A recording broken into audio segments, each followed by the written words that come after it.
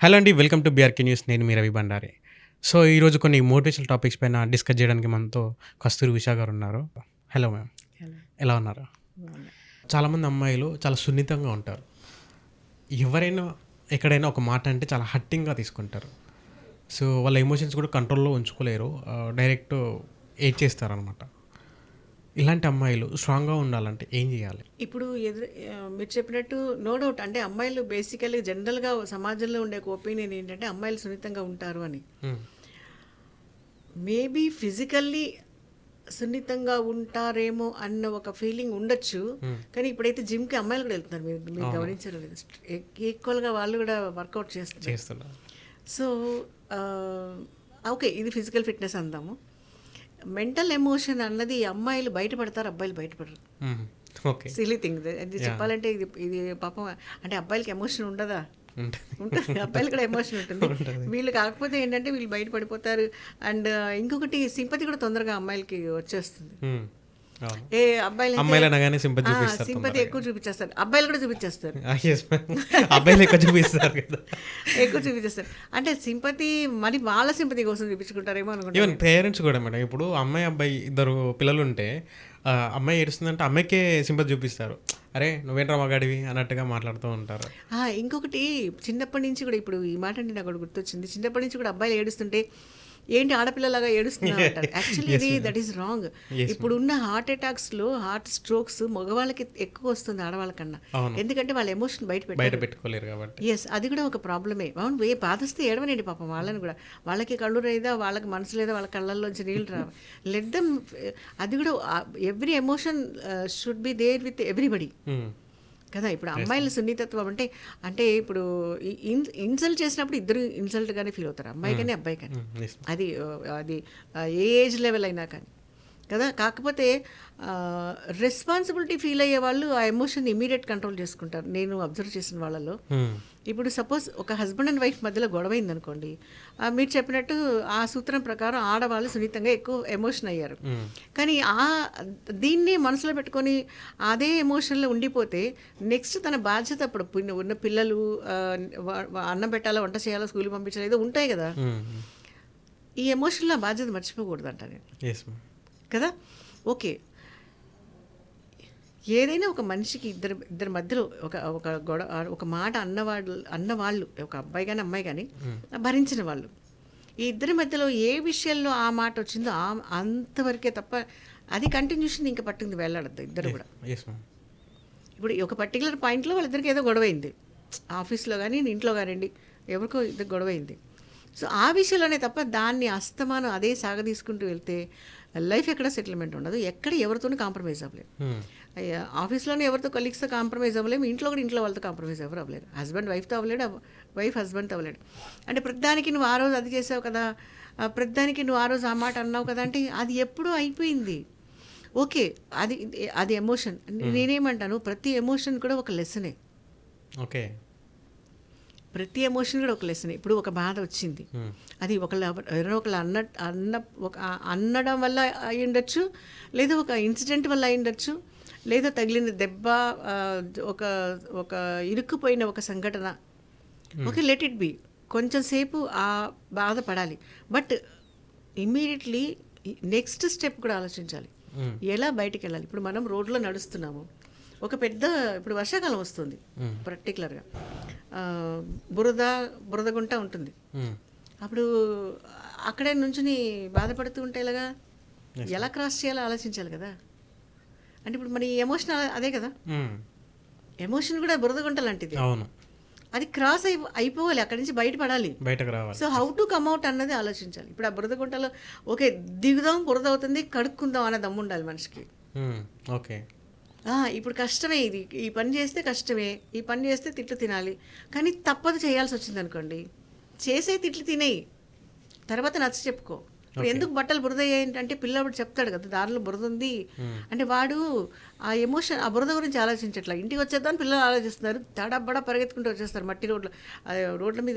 చూడండి, చినుకులు పైన నుంచి పడుతూ ఉంటాయి, వీళ్ళు నడిచి నడకకి మళ్ళీ కింద నుంచి పైకి చిందుతూ ఉంటాయి, పిల్లలు ఎంజాయ్ చేస్తారు.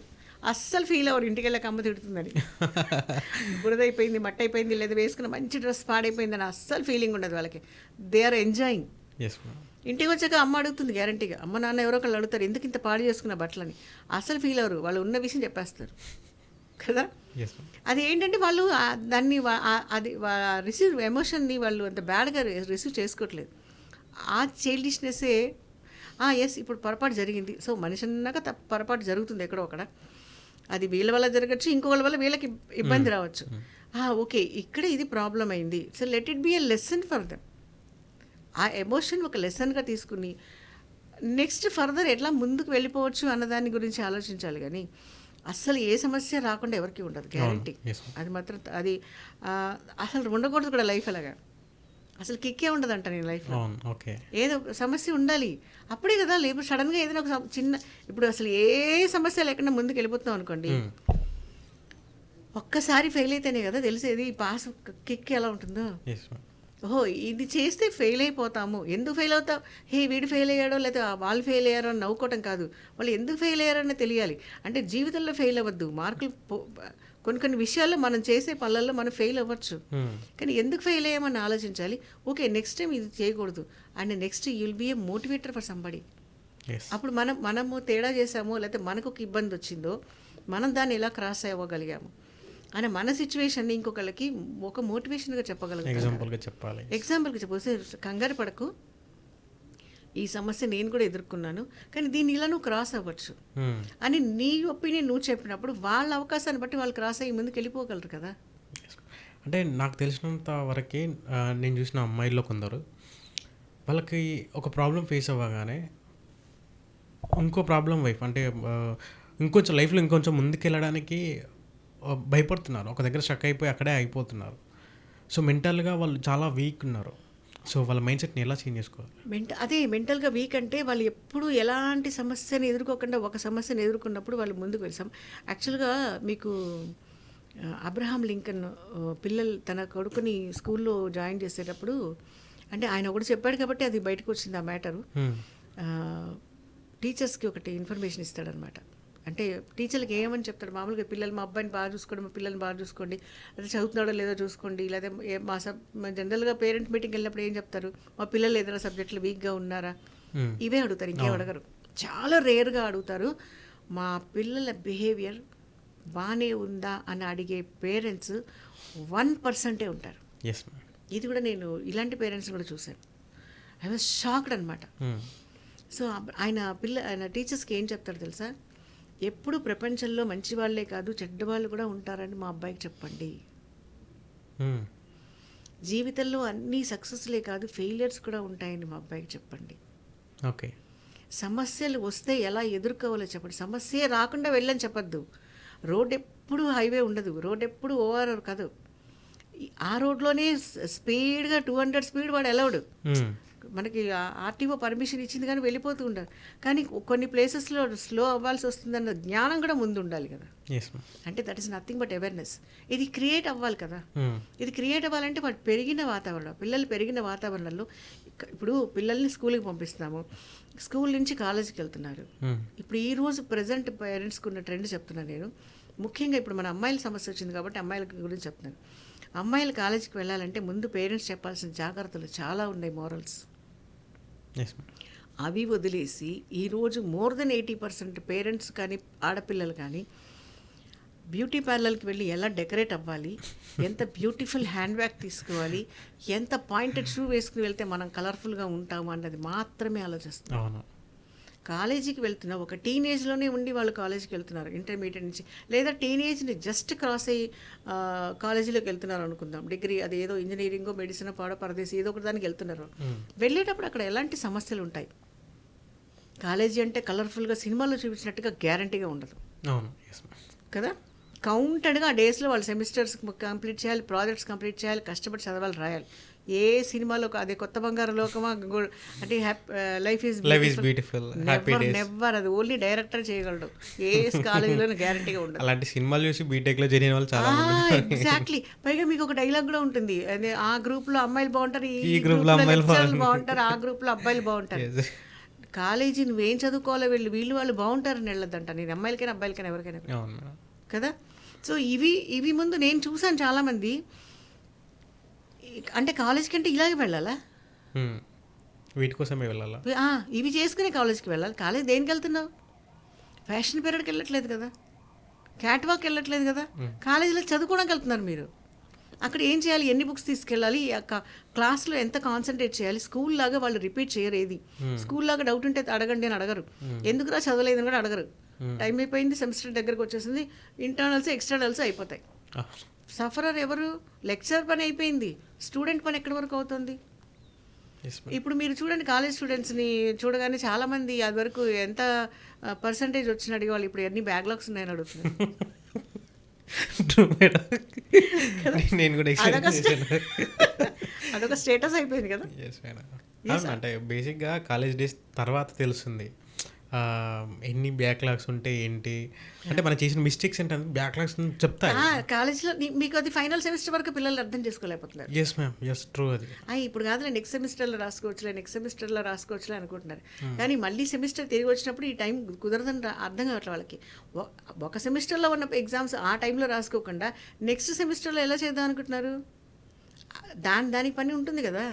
అంటే హౌ అప్డేటెడ్, ఇక్కడ అప్డేషన్ అంటే పిల్లలు ఏమనుకుంటారు తెలుసా, టెక్నాలజీ యూసేజ్, స్మార్ట్ ఫోన్స్, సిస్టంలో వచ్చే అప్డేషన్, రీల్స్ అండ్ ఇవి చేయటము, లేదా కాలేజీ పిక్నిక్స్, ఇవి అప్డేషన్ అనుకుంటున్నారు. లేదా ఎంత హైఫై బ్రాండెడ్ కాస్మెటిక్స్ యూస్ చేయటము, ఇవి అప్డేషన్ అనుకుంటున్నారు తప్ప. పిల్లలు కూడా ఒక మైండ్ సెట్కి వచ్చారు మేడం. ఇప్పుడు ఇన్స్టాగ్రామ్, వాట్సాప్, స్నాప్చాట్, మేము అప్డేట్లో నువ్వు అప్డేట్లో లేవారా? ఇంకా అప్డేట్ అంటే కొన్ని వర్డ్స్ ఉన్నాయి నాకు నచ్చవు. చైల్డిష్నెస్, వాటిలో చైల్డిష్నెస్ ఇంకా పోలేదు. బాధ్యత లేదు వెదవకంట నేను. ఓకే, వాడికి బాధ్యత లేదు ఆ పిల్లలకి. ఇంకా చైల్డిష్నెస్ ఏంటి? 25 ఏళ్ళు వచ్చిన తర్వాత చైల్డిష్నెస్, అది తప్పు కదా. చైల్డిష్నెస్ ఎక్కడ? చాలా కాలం తర్వాత చూసిన అమ్మమ్మ దగ్గర గారాబం పోవడం చైల్డిష్నెస్, కానీ ఉద్యోగంలో బాధ్యతలు ఎక్కడ ప్రవర్తించడం చైల్డిష్నెస్ కదా, అది ఫులిష్నెస్. సెకండ్ థింగ్, ఏ మనిషికి యాటిట్యూడ్ తెలుసు అంటాడు. అసలు యాటిట్యూడ్కి మీనింగ్ ఏంటి? అంటే ఒళ్ళు కొవ్వుగా ప్రవర్తిస్తే యాటిట్యూడా? తప్పు కదా. అసలు యాటిట్యూడ్ మీనింగే మారిపోయింది నోట్లో పడి. అప్డేటెడ్ దేనికోసం? అప్డేటెడ్గా పనికి మళ్ళీ రీల్స్ చూడటం అప్డేటేషన్ అయింది. అంటే ప్రతి ఒక్క స్టేటస్ పెట్టుకుంటారు, my attitude depends on your behaviour అని చెప్పేసి. The same thing others also feeling కదా. వాడికి అర్థం కావట్లేదు వీడి బిహేవియర్ వల్ల ఎదుటి యాటిట్యూడ్ వస్తుందని. సో ఇది అదే హ్యాపీ డేస్, బ్యూటిఫుల్ డేస్ అనుకోకుండా కాలేజ్కి వెళ్ళకుండా బాధ్యతగా కాలేజ్కి వెళ్ళి బాధ్యత అంటూ మనసులో ఫీల్ అయినప్పుడు అనవసరంగా ప్రతిదానికి ఎమోషన్ ఎవరెవరు.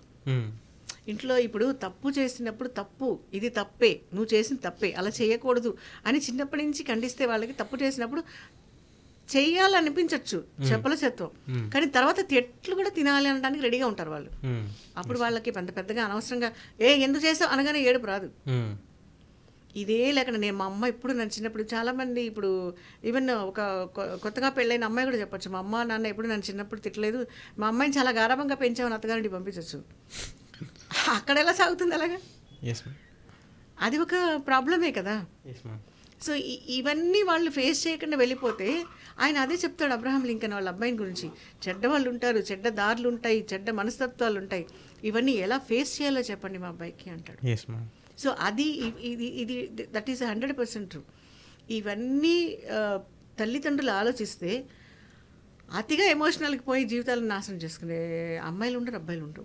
పేరెంట్స్ కూడా మేడం పిల్లల్ని పెంచే విషయంలో అమ్మాయిని ఒకలా పెంచుతారు, అబ్బాయిని ఒకలా పెంచుతారు. అమ్మాయిని కొంచెం గారాబంగా ప్యాంపరింగ్గా పెంచుతూ ఉంటారు, అబ్బాయిని మాత్రం కొడుతూ తిడుతూ పెంచుతారు. సో వాడు రెస్పాన్సిబిలిటీ తీసుకుంటాడు అంటే ఇది కూడా ఒక కారణం అవుతుంది కదా. డెఫినెట్లీ ఇలా పెంచితే అది కూడా ఒక కారణం అవుతుంది. అంటే ఆఫ్ కోర్స్ ఇప్పుడు ఉన్నారు అలా, నో డౌట్. అది ఇప్పుడు కొన్ని రీల్స్లో కూడా వస్తున్నాయి చూడండి, పాపకి పరి అని, అది అసలు దానికి వంట చేయటమే రాదు, చపాతీ తిరగడానికి పెనం తిరిగేస్తుంది. అసలు ఎంత ఇర్రెస్పాన్సిబుల్ అది, పాపకి పరి ఎలా అవుతుంది? డాన్స్ ప్రిన్సెస్ కాదు కదా. అంటే అంత బాధ్యత లేకుండా రొట్టె తింటమే తప్పక. అదే చేపలు పట్టేవాడికి చేపలు పట్టించి వ్యాపారం చేసుకోమంటాం కాదు, వలెచ్చి పట్టుకోమన్నప్పుడు వాడి జీవితం మీద బాధ్యత తెలుస్తుంది. ఆ వల కూడా తెగిపోతే కుట్టుకోవడం తెలియాలి కదా మనిషికి. ఇప్పుడు వల ఇచ్చారు, మీరు ఒక వల డొనేట్ చేశారు ఒక జాలరీ వాళ్ళకి, చేపలు పట్టుకోవాలి, వాడు ఓకే రెడీమేడ్గా వల దొరికింది, వాళ్ళు చేపలు పట్టుకుంటారు. కానీ ఆ పట్టుకునే వాడికి ఉంది, వాళ్ళ ఆ స్థాయిలోనే ఉన్నారు, చేపలు పట్టుకుంటున్నారు, వాళ్ళ తేడా వస్తే వాళ్ళే రిపేర్ చేసుకుంటున్నారు. ఆ జ్ఞానం ప్రతి మనిషికి ఉండాలి, ప్రతి పని చేసే వాళ్ళకి ఉండాలి అంటున్నాను నేను. Yes ma'am. ఇప్పుడు అది ఉన్నప్పుడు తప్పు చేశాడు, ఎస్ ఇది మిస్టేక్ జరిగింది, అది ఇంట్లో జరగని, స్కూల్లో జరగని, కాలేజీలో జరగని, ఆఫీస్లో జరగని, లేదా పక్కింటి వాళ్ళ విషయంలో జరగని, ఎస్ పొరపాటు జరిగింది, we have to face it. అమ్మో కొడతారేమో, తిడతారేమో, వాళ్ళు మన మీద రియాక్ట్ అవుతారేమో అన్న ఫీలింగ్. ఇప్పుడు బాస్ దగ్గరికి వెళ్ళినప్పుడు, ఫ్రెండ్స్తో ఉన్నప్పుడు, పేరెంట్స్ కానివ్వండి, కాలేజీ స్కూల్లో టీచింగ్ ప్రొఫెషన్లో కానివ్వండి, పొరపాటు జరిగింది అని వాళ్ళు రియలైజ్ అయినప్పుడు వాళ్ళు తిట్టారన్న ఎమోషన్ వీళ్ళకి ఉండదు. ఎస్ మన తప్పు జరిగింది, మనం పొరపాటు చేసాం, we have to suffer it అని ఒక 2-3 నిమిషాలు వాళ్ళని వాళ్ళు కంట్రోల్ చేసుకోవాలి. ఇది అతిగా ఎమోషనల్ అయిపోతారు చూడండి. అంటే ప్రతిదానికి అది సున్నితత్వం అని అనొచ్చు చాలామంది, కానీ నేనైతే దాన్ని ఎస్కేపిజం అంటాను. ఓకే. ఎందుకంటే అవును ప్రతిదానికి అబ్బాయి ఎందుకు వచ్చిన గొడవ ఏడుస్తుంది ఏమనకండి అంటారు కదా. ట్రూ నిజం. చాలామంది కోపం రావచ్చు ఈ పాయింట్ విన్న తర్వాత. దాన్ని ఏమనకండి, ఊరికి ఏడుస్తుంది. ఎందుకంటే ఎస్కేపిజం అనుకుంటా, నేను ఏడుస్తాను కాబట్టి ఎవరే అన్నారు. అది ఒకటి పెంపకల్లో తప్పు, ఆ పెరిగిన విధాలు వీళ్ళు కూడా ఎటువంటి అడ్జస్ట్మెంట్స్ ఉండకుండా జీవితంలో పెరగడం అనేది చాలా కష్టం. Yes madam. అంటే ఒక అమ్మాయికి పెళ్లి చేసిన తర్వాత అత్తారింటికి పంపించినప్పుడు కూడా చెప్తారు, మా అమ్మాయిని ఏమనకండి సో అని చెప్పేది. అంటే ఓకే, ఏమైనా అంటే చెప్పండి అనేది బాగుంటుంది, ఏమైనా నేర్పించండి, ఏమైనా ఏం చేయాలో ఎలా ఉండాలో చెప్పండి, అది బాగుంటుంది. కానీ ఏమనకండి అంటే అమ్మాయి ఇలా అక్కడికి వెళ్ళిన తర్వాత ఎలా ఉండాలి, మా అమ్మాయిని ఏమనకండి అంటూ అత్తగారింటికి పంపించే అమ్మాయిని అమ్మ వాళ్ళు చెప్పినప్పుడు అత్తగారింట్లో ఎలా బాధ్యతగా ఉండాలి అన్న విషయం అమ్మాయికి కూడా చెప్పాలి. ఎస్ ట్రూ కదా. ఇప్పుడు పెళ్ళంటే colourful album and video, colourful graphics కాదు. ఆ తర్వాత 100 ఏళ్ల జీవితం రెస్పాన్సిబిలిటీ. ఆఫ్ కోర్స్ ఇద్దరికి కూడా బాధ్యత. అదేదో ఒక షో ఆఫ్, ఒక స్టేటస్ కాదు కదా. ఇది 100 సంవత్సరాల బాధ్యత. ఇంకొక 100 సంవత్సరాలు నేను ఎత్తి మీద వేసుకుంటున్నావు, పక్క వాళ్ళది కూడా. అది వైఫ్ది హస్బెండ్ది వేసుకుంటున్నారు. ఎక్కడ ఎలాంటి తేడాలు వచ్చినా, అంటే ప్రాణం మీదకి వచ్చినప్పుడు ఎవరెవరిని భరించాల్సిన అవసరం లేదు. ఇది కూడా చెప్తున్నాను. మనం వీళ్ళ వల్ల జీవితం నాశనం అయిపోతుంది అన్నప్పుడు ఎవరిని భరించాల్సిన అవసరం లేదు. కానీ బాధ్యత అనుకున్నప్పుడు కొన్ని విషయాలు భరించి తీరాలి. అంటే నేను పెళ్ళికి ముందు ఇలాగే ఉండేదాన్ని, నేను అసలు ఇలాగే ఉండేవాడిని, నాకేం బాధ్యత లేదు అనే మొగుడు అనుకున్న తప్పే. నాకు 7ంటికి నిద్ర లేచి గబగబా మా అమ్మ బాక్స్ ఇస్తే వెళ్ళిపోయే అలవాటు ఉందని అమ్మాయి అనుకోవటం కూడా తప్పే. సో అక్కడ అంటే ఎవరి అలవాట్లని వాళ్ళు కంట్రోల్ చేసుకోవాలి, ఒకళ్ళ అలవాట్లు ఒకళ్ళు రెస్పెక్ట్ ఇచ్చుకోవాలి. అవి రెండు లేనప్పుడు ఇక్కడ ఎమోషన్సే. అంటే బాధ్యత లేని ఎమోషన్ వేస్ట్ అది.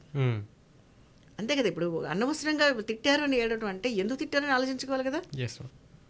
మా అమ్మాయిని ఇంకొక ఇంటికి ఇచ్చేసాం, సో మాకు అమ్మాయికి సంబంధం లేదు అన్నట్లుగా పేరెంట్స్ ఉండడం కరెక్టా, లేకపోతే మంచి చెడులు తెలుసుకుంటూ అక్కడికి వెళ్ళి వస్తూ ఉంటూ ఎలా ఉంది లైఫ్ ఏంటి, సో పరిస్థితులు ఎలా ఉన్నాయి అని తెలుసుకోవడం మంచిదా?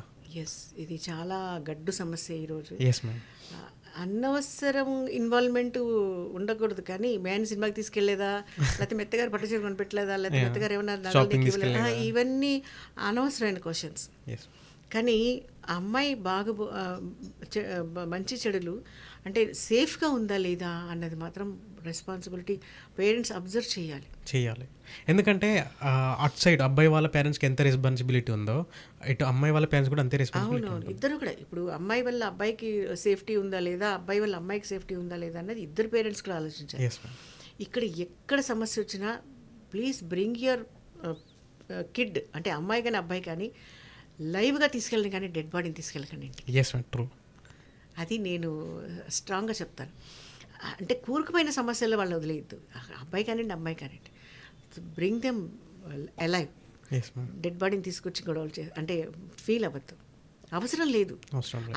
అంత ఇరుకుపోయిన సమస్యల్లో ఎవరు ఉండద్దు. Be happy. ఓకే, కొన్ని అడ్జస్ట్మెంట్స్ చేసుకోవాలి, తప్పదు. అక్కడ ఎవరో ఒకళ్ళే అడ్జస్ట్మెంట్ చేసుకుంటూ వెళ్ళిపోవాల్సిన అవసరం ఉండదు కదా. అలాగే ఇంకొకటి, వ్యక్తిత్వంలో గౌరవం లేకపోతే కూడా కాంప్రమైజ్ అవ్వాల్సిన అవసరం, అది ఒకప్పుడు జరిగేది. ఒకప్పుడు ఇప్పుడు ఒక 2 జనరేషన్స్ ముందు నుంచి తీసుకుంటే చాలామంది అలాగే ఉన్నారు భరించి కూడా.